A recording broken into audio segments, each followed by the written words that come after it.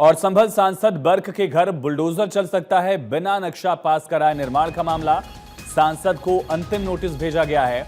SDM ने जांच के लिए कमेटी बनाई। 3 दिन में जांच कमेटी रिपोर्ट सौंपेगी। 22 मार्च को मामले की अगली सुनवाई होगी और अवैध निर्माण की पुष्टि हुई तो कार्रवाई होगी। एसडीएम ने जांच के लिए कमेटी का गठन किया है। 3 दिन में जांच कमेटी रिपोर्ट सौंपेगी। अवैध निर्माण की पुष्टि हुई तो कार्रवाई की जाएगी।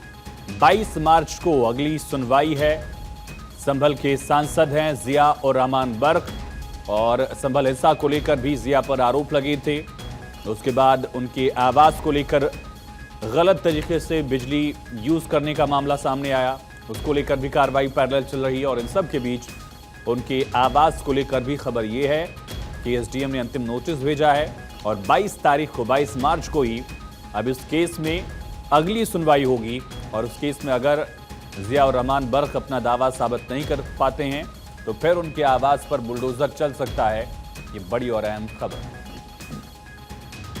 दरअसल नवंबर 2024 में संभल में जामा मस्जिद के मामले को लेकर जब सर्वे करने के लिए एसआई टीम पहुंची थी, दूसरा सर्वे जो था उस दौरान वहां हिंसा हो गई थी, 4 लोगों की मौत हुई और इस पूरे मामले में जिया पर भी आरोप लगे थे। तो संभल सांसद जिया और रहमान बर्क के घर बुलडोजर चल सकता है। समाजवादी पार्टी के सांसद हैं, हिंसा को लेकर आरोप लगे, बिजली चोरी का आरोप लगा, अब अवैध निर्माण का आरोप संभल सांसद जिया और रहमान पर लगा है। ज्यादा जानकारी के साथ हमारे संवाददाता मोहम्मद सद्दाम इस पूरे मामले को लेकर हमारे साथ जुड़ चुके हैं। सद्दाम, क्या कार्रवाई इस पूरे मामले में की जा सकती है? 22 तारीख को सुनवाई में क्या क्या दलीलें रखी जाएंगी?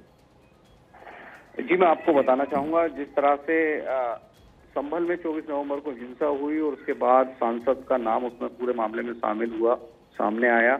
और इस प्रकरण में जो जिला प्रशासन की तरफ से जो उनका नया निर्माण उन्होंने कराया था घर में, उसको लेकर नोटिस दिया गया था और लगभग उनको तीन नोटिस जारी हो चुके थे जो कि नियमानुसार है जी। और चौथे नोटिस का जो कि आखिरी नोटिस होता है वो उनको दिया गया था। तो उसका जो जवाब था वो दाखिल नहीं हो पाया, जो कि जिस तरह से उनके अधिवक्ता ने समय मांगा था। अब चूंकि ये कयास लगाए जा रहे हैं उनकी तरफ से जवाब नहीं दाखिल हुआ है और समय सीमा भी निकल चुकी है, तो हो सकता है कि जो उनके द्वारा निर्माण कराया गया था, जो कि उनका भवन था आगे का, तो हो सकता है उस पर प्रशासन की तरफ से कोई बड़ी कार्रवाई की जाए। जी, इस पर बर्क का कोई पक्ष अब तक आया है?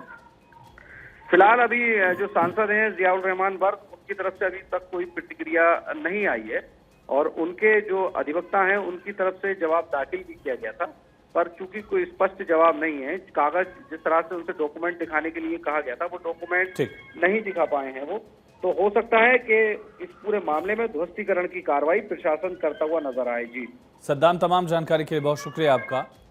तो 22 तारीख को इस पूरे मामले में अगली सुनवाई है और अभी तक जो भी कागजात पेश किए गए, दलीलें जो रखी गई, उससे बर्क के दलीलें साबित नहीं हुई।